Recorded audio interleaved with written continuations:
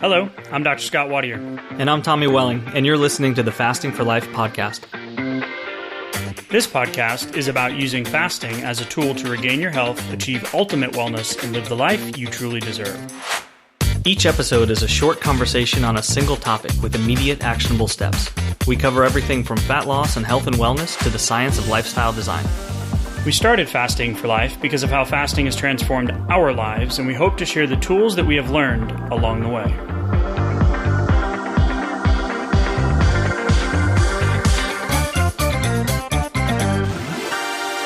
Hey everyone, just a quick message here before we hop into today's question and answer episode.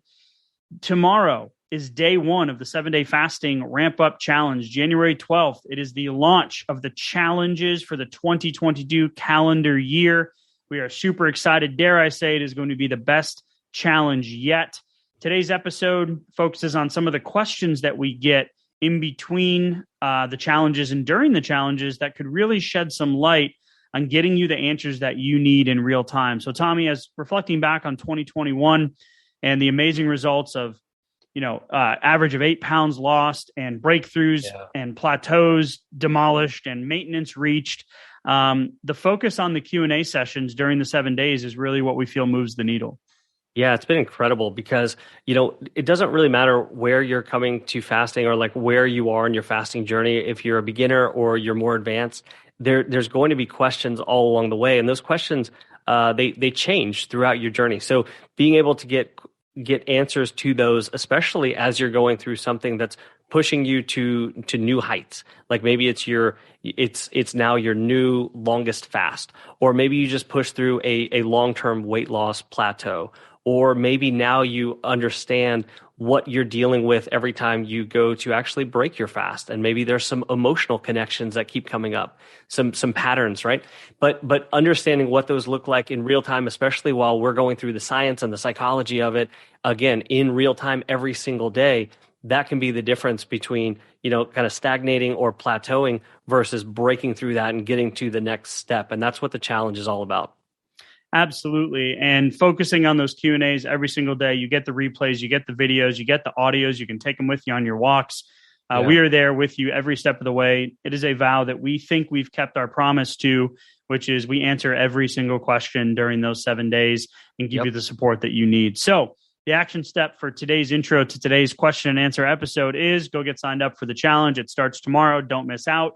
You can go to the show notes or www.thefastingforlife.com/live. And now on to today's episode. Hey, everyone. Welcome to the Fasting for Life podcast. My name is Dr. Scott Wadier, and I'm here, as always, with my good friend and colleague, Tommy Welling. Good afternoon to you, sir.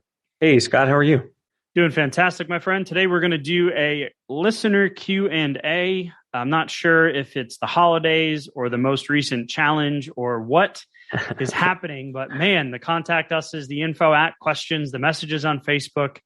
In the Fasting for Life community group, there's just been a ton of questions. So we're going to pick out some of the ones that we feel, or we have picked out some of the ones that we feel can be impactful and we've seen repeats on. So today is going to be a listener Q&A. And as you know, growing up, going through school, there is no question is a bad question. So if you guys have questions, feel free to reach out to us, info@thefastingforlife.com. If you're new to the podcast, you can head to the website, thefastingforlife.com. We have a free fast start guide. It's a simple 6-step PDF to put 1 meal a day fasting into your day-to-day life. And it is the thing that we first originally created and is still going strong, getting people results. So, Tommy, what question do you want to start with today, sir? I'm going to pong it over to you because I know we have our list and I typically will be the governor here, but where do you want to start? I think we should start with breaking the fast. There can be a lot of points of concern or points of confusion that maybe we can lend a little clarity on about breaking a fast. So frame out because this came from a conversation between two people in our group. And I think it was good perspective, but frame out what the construct was and what the actual question was, or the concern, I should say, with breaking a fast. Yeah, it's like going into the fast and then having some fear around the actual breaking. Like when will I? How will I do it? I have some concerns about my own eating behavior, my own eating patterns, and she said it can be hard to break the fast sometimes. Often, I'm afraid if I start eating, I won't stop, or I'll want to see a fasting time like a new PR, a new personal record, or a new best time, or one that beats somebody else in the group or one of my friends, and just not knowing exactly what you're going to do, kind of having that clarity of what the purpose of the fast was, and that confidence that during your actual eating window you're going to do what's serving you and serving your goals, and having a plan going in and then executing on that plan. Yeah, so a couple layers there, which is why I really like the question and the conversation. So breaking a fast for addressing the concern of always having to or wanting to climb Mount Everest every time, meaning like you've hit the PR. All right, I did it. Now I did 24 hours. Now I want to do 26. I did 26. I want to do 28. I did 28. I want to do 30. Yeah. Somebody in the group's doing a 5-day fast. Oh, well, I want to do a 7, right? So I hear a little bit of competitiveness, and that reminds me of my loving wife, Megan, where she has that competitive edge, where for me, I'm like, I don't care. You can win. It's fine. Like, I don't have that, competitive, like with certain things, but not in everything, right? Where she might be a little bit more competitive in everything. Maybe.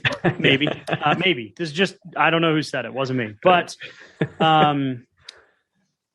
with that, I feel that we may be setting the expectations of what we're expecting of our fasting lifestyle a little bit too high.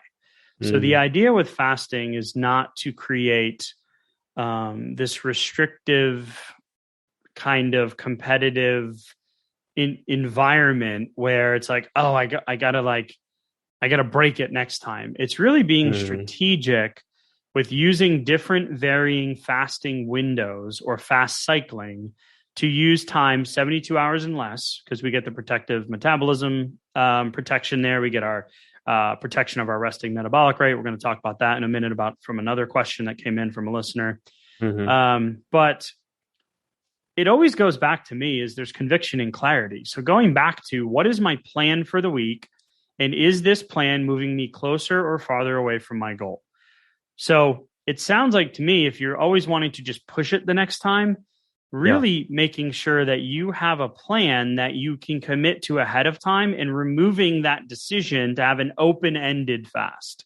Yeah, that open-ended fast, that can be a slippery slope. But what you just said there about kind of like having that plan for what you're going to be doing with that fast, like if you think about it, you can't just endlessly hit new longer fasts. I mean, I guess technically like you could for a long time.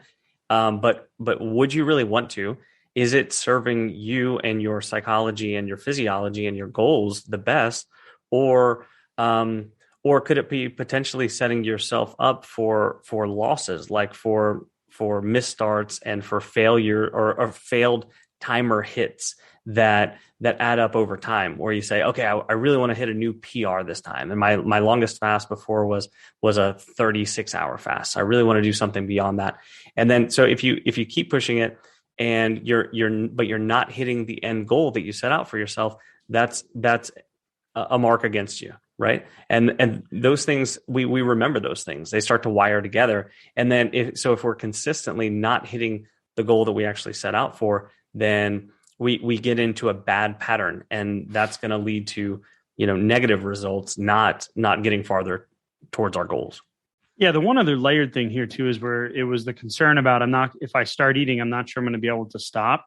So that's a different conversation, and it can feed into that feeling of always wanting to push. So what we really encourage most people to do is to stick to the plan, right? So use the varying windows based on your life and your schedule. So if you have a date night, you have a dinner, you have, say your son's away at college, or your daughter's coming home, or you have a holiday gathering, really just putting the boundaries around what it is that you value with the fasting lifestyle. So allowing it to give you the confidence to be able to know that you can do this repeatedly over time with sustainability, and moving away from that, the dieting framework, right? Where we're adapting this into realistic. Because when you get to a maintenance point and, you're not in fat loss phase, right? You're in a maintenance phase. Being able to know that you have confidence around your meals or your eating windows is a key component of that. And the only way maintenance is ever going to work out and stick is if you get the repetitions and the practice of building those habits and those routines.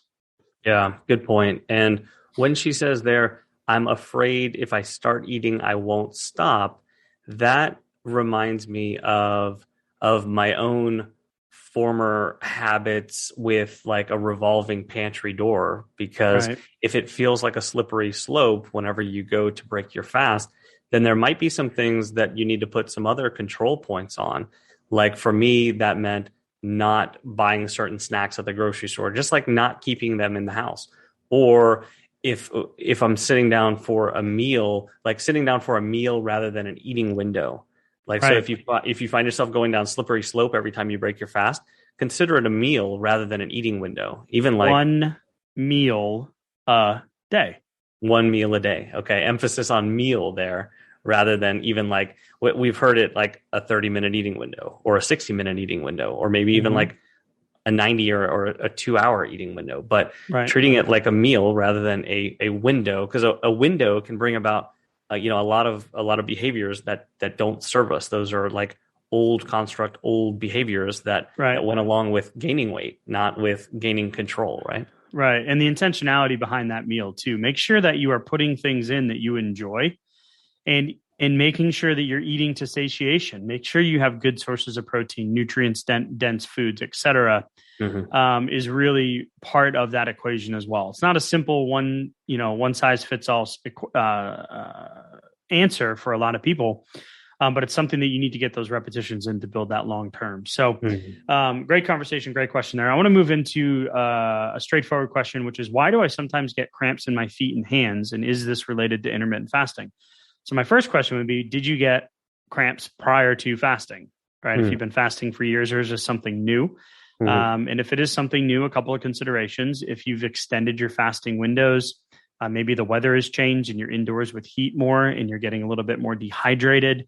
Maybe really the answer to this one typically comes down to hydration and electrolytes. So if this is you, and this question came in from Joanne, one of our listeners, and it would be a lot of people, when they see cramps, you can get on the web and you can go down Dr. Google, and magnesium comes up a lot as the answer. Magnesium sometimes can make cramping worse. So what I would really start first is hydration. In my mom's story, she called me one day, "Hey, honey, I'm getting this. I don't understand. And I had a banana and I did this and I tried magnesium and it didn't work. It made it worse." And I was like, right, it's hydration. So increase your water intake. If you're already doing a substantial 75 to 90 ounces of water a day, right? Half your body weight in water. Add 1 teaspoon of Himalayan or Redmond sea salt, or a good healthy, source of a good sea salt, right? Doesn't matter which one. Add a teaspoon in the morning into 16 to 30 ounces of water, and then a teaspoon, this is the key one, late afternoon, early evening. And do that for a couple of days and see if it improves. And then the second thing you can do to add in before bed would be like a warm Epsom salt bath, which can help. Again, salt. And then if you're having more of like a sleeping issue with cramps, then I would try something like a magnesium-based product like Calm, or a magnesium supplement. But start with hydration first, because that's typically the driving factor before we get into the supplementation stuff. Yeah, I think that's great perspective. I know for me personally, I used to have a lot more cramps, and mostly like in my hands, like in my thumbs and in my feet, just kind of sporadically before implementing a fasting lifestyle. It's like I was able to find more of probably the electrolyte and hydration balance was easier as the weight came off, and then as I got consistent with my fasting as well. Yeah, when I was, and one thing, interestingly enough, this also applies to headaches too, the hydration thing. Yeah. When I was in full-time clinical practice and the seasons would change and we would go from hot, humid Houston to cool, palm trees are dying, sprinklers are freezing, and power's being lost for days on end, the great ice and snow apocalypse we had last year. Right. The heat turns on and heat is dry. And you're typically used to a certain amount of water in the air down here in Houston. So if you're inside and the heat turns on, people would come and be like, "Oh, doc, my headache's kicked up." And I'd be like, "Yeah, you're dehydrated." They're like, "No, I drink water." I'm like, "Okay, you're wearing sweaters, you're wearing jackets. The air is drier. You're inside. It's dry heat." I was like, literally just increase your water, add a little bit of salt, and boom, headaches go away. So similar mechanism there, but it just reminded me of that when we're sitting here talking about it. So go ahead, tell me.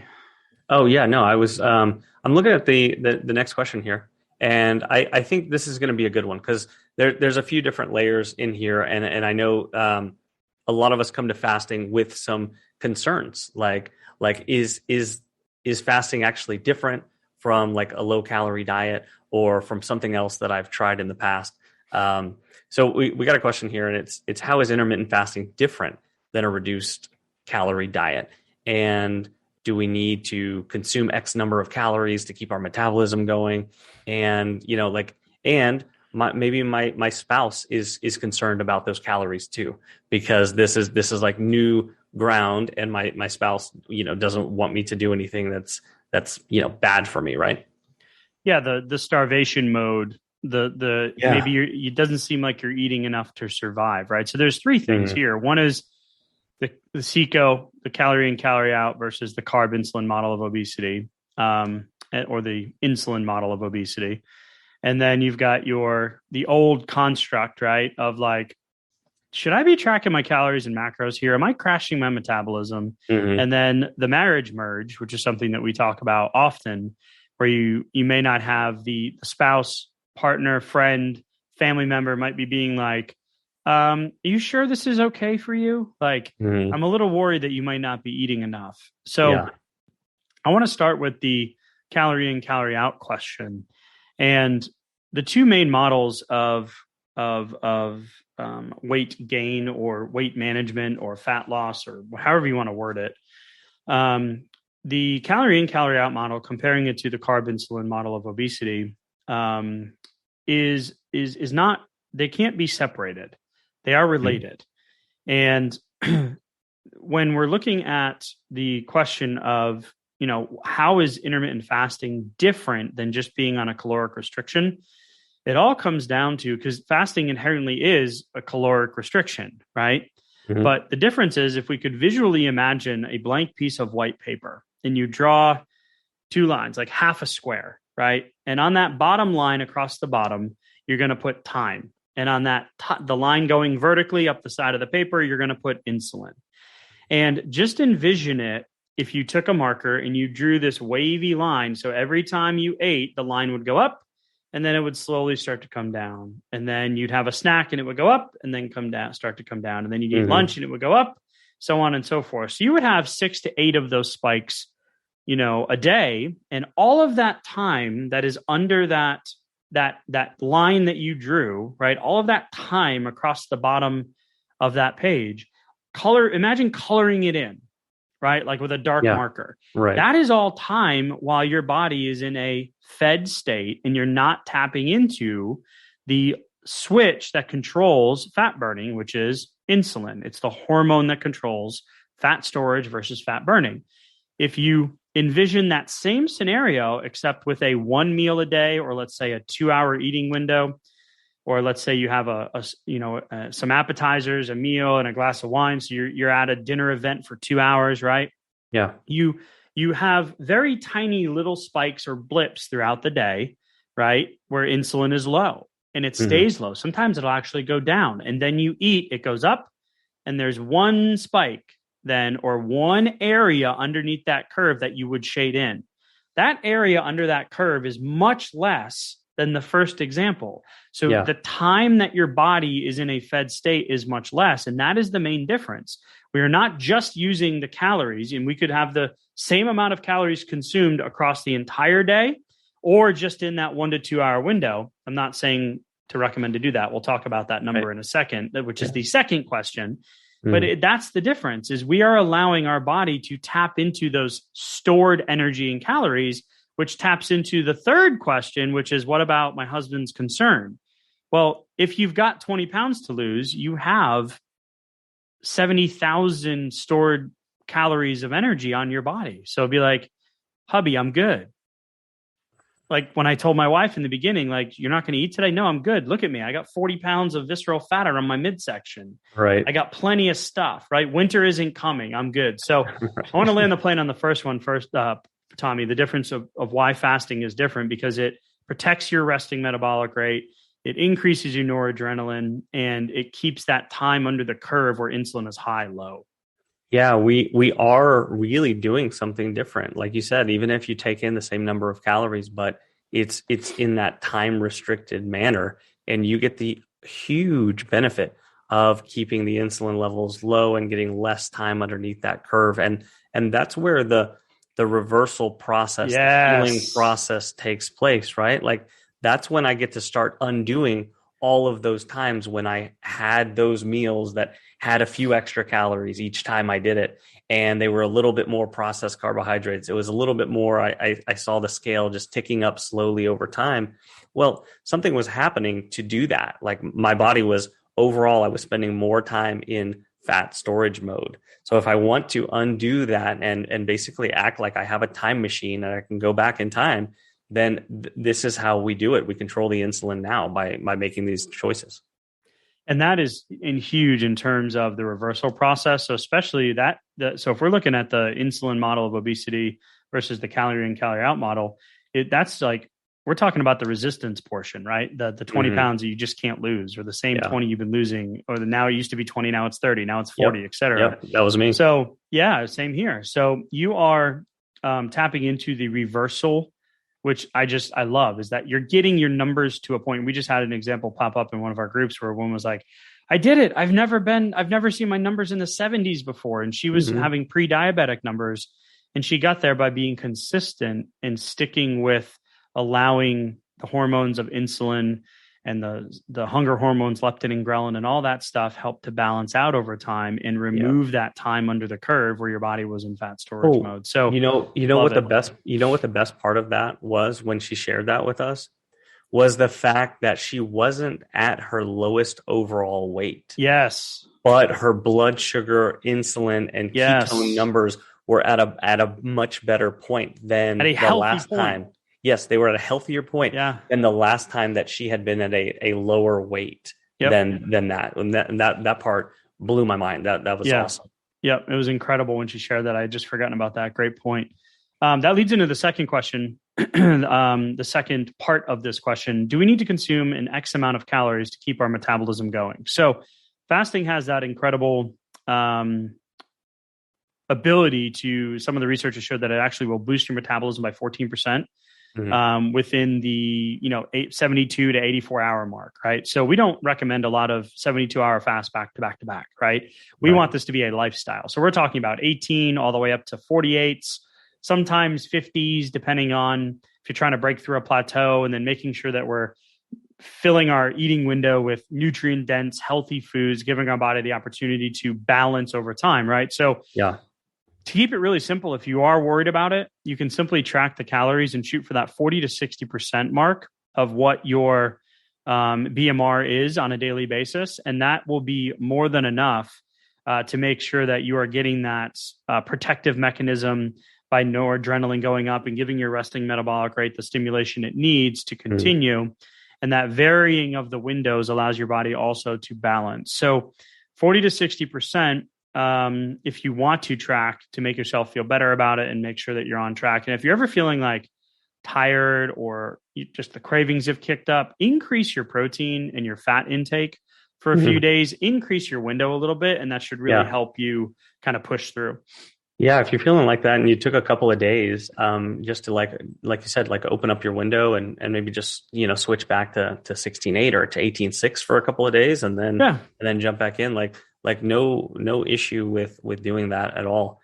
And I think that that 40 to 60%, what you just described there, what I heard was basically almost treating it like you were at a 2 meal a day, like long term. If you were doing 2 meals a day, like I just nixed breakfast. Like breakfast doesn't exist. Like if my kids ask me what's breakfast, I tell them, well, breakfast is the opportunity for kids to eat, for growing kids to eat. Yeah, right. yeah. Like I'm not growing. I don't need it. I don't need a third main eating opportunity for the day. So if you thought about it like you were going to break your day up into 2 main meals, then just eating that like you would at your maintenance point will help you kind of like develop the good habits that are going to sustain you long term, as well as kind of optimizing during your eating window.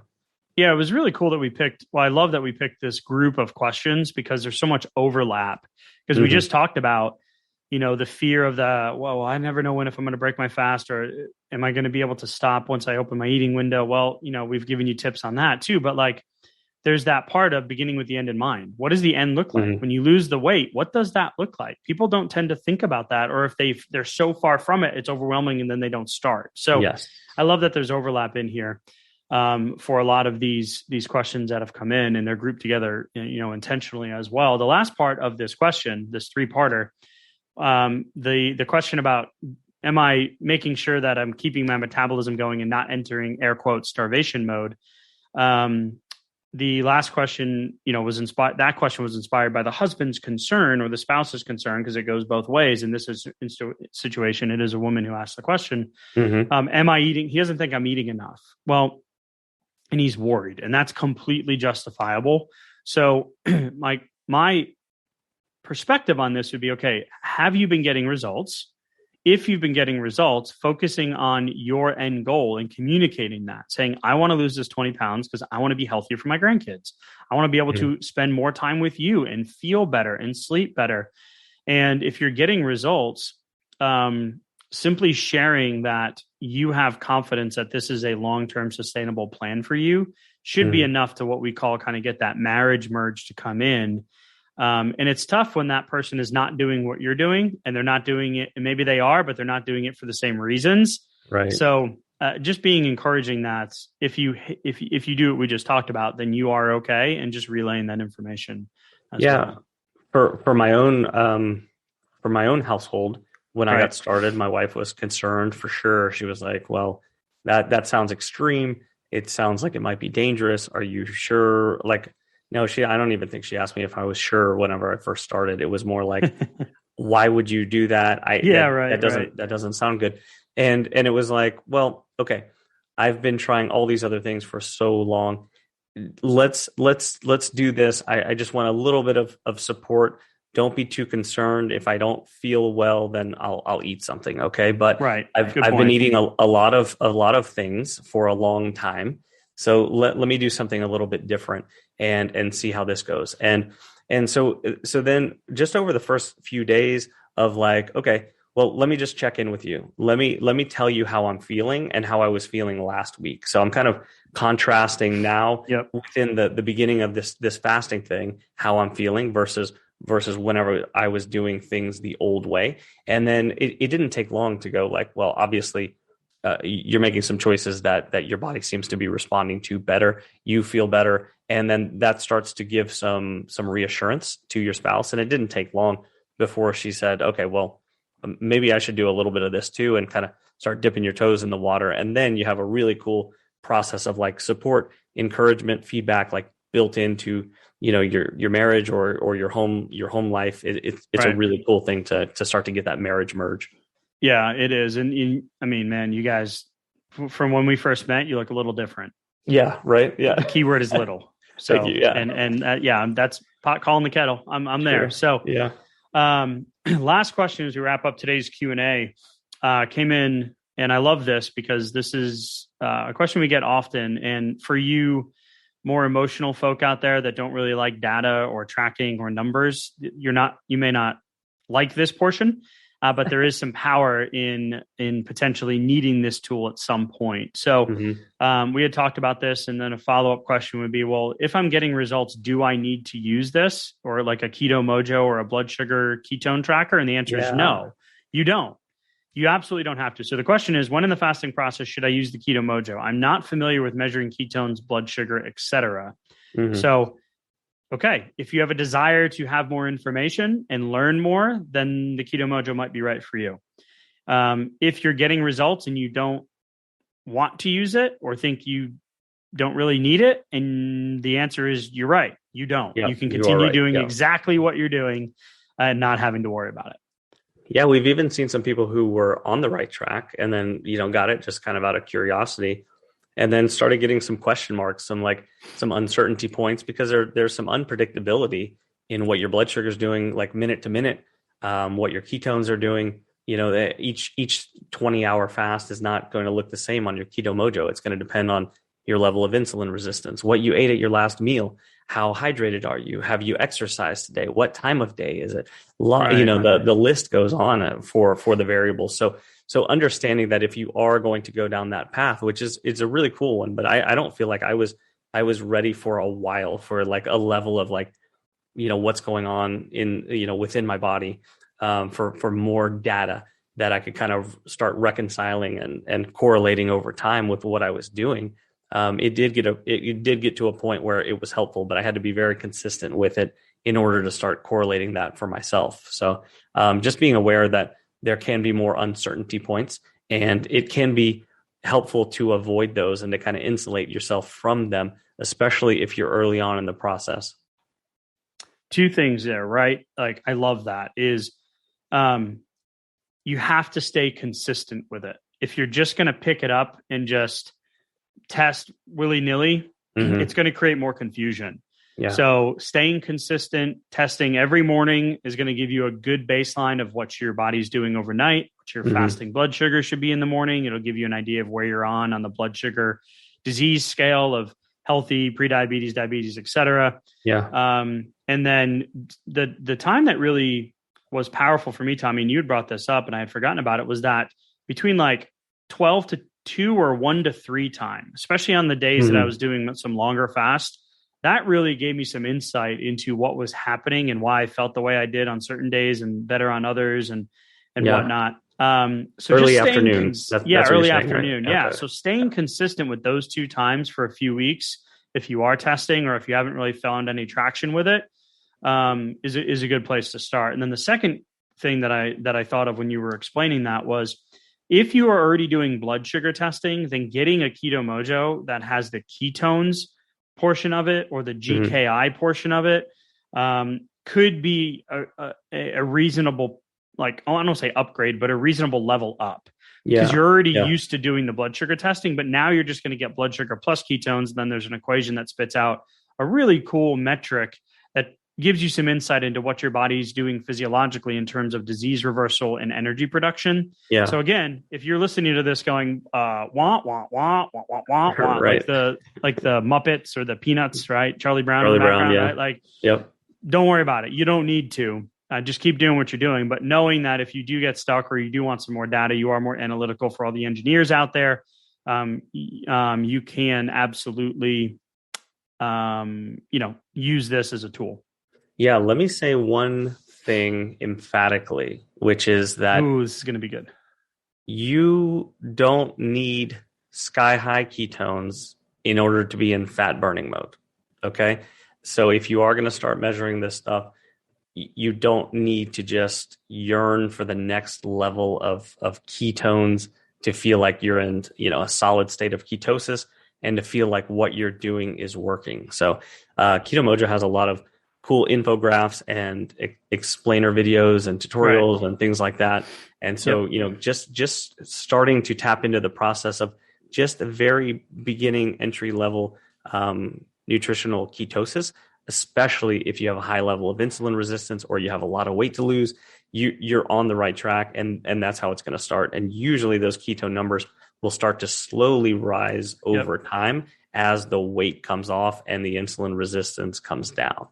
Yep. As you're more easily entering ketosis, it will, those numbers will get higher for sure. Yeah. I don't think I ever saw anything over 2 it might have been a year. I don't remember. It's been a while since I've used it consistently. But one last kind of fasting for life, little bonus drop here I wanted to share was going back to the original, as we wrap up today's episode, Tommy, about the closing your eating window or being concerned about it, I really want to give the optimizer, as we say, the 5-4-3-2-1 rule, and as a tool to be able to do something actionable if that spoke to you or if that's something you struggle with. So the 5-4-3-2-1 rule is from Mel Robbins. And if you don't know who she is, she's got some incredible videos out there. One of the most, just powerhouse entrepreneur, life coach. I mean, she's just incredible. So she does a 5-4-3-2-1 rule where you're breaking that pattern interrupt. So if you are about to do something where you're like, oh, here we go, this is my old pattern. Right. Yeah. Simply going, here I am again. 5-4-3-2-1. Give yourself a virtual hug and say it's okay. You've identified the issue. You've pattern interrupt. Set the timer for 10 minutes. Walk away from whatever it was, if it's related to food. Get out of the kitchen, get out of the pantry. Set the timer for 10 minutes, and then ask yourself, do I still want to do X behavior? Yeah. And the majority of the time, you're going to go, no, I don't. And it's going to remove that pattern or that pattern interrupt or that cue that causes the habit to kind of to pop up, right? We always try to change the action at the end. What we need to do is start with the pattern interrupt or the cue in the beginning. So take a minute, 5-4-3-2-1, set a timer for 10 minutes, walk away from that environment, right? Give yourself a minute to think, and then ask yourself the question, is this moving me closer or farther away from my goal? And if you decide that you're okay with it and it's moving you farther away from your goal, that's okay in the beginning. Just be easier on yourself and don't be so hard on yourself, because changing lifestyle habits and adapting a fasting lifestyle is simple, but sometimes it's not easy, and it's okay. Yeah, sometimes you're just one little thing away, like you're one fast away, you're one little trick away from breaking these patterns that aren't serving you, so that you can take it to the next level. It's crazy how those little things add up over time. So, I'm going to encourage everyone to take a step back, reflect back, what are you doing well lately, and take stock of that. Give yourself a pat on the back and do more of those things, and just find one or two things where you go, yeah, you know what, that hasn't been serving me so well. I would like to tweak that or change it in some way. Just one or two. Focus on lots of good things that you're doing, and just take one or two of the things that you could tweak and go, how can I do this a little bit better? Put a plan in for next time, and then just think about doing that a few times, and it's going to come to you a lot more easily in the moment next time it comes up. You're actually going to take the thinking out of it.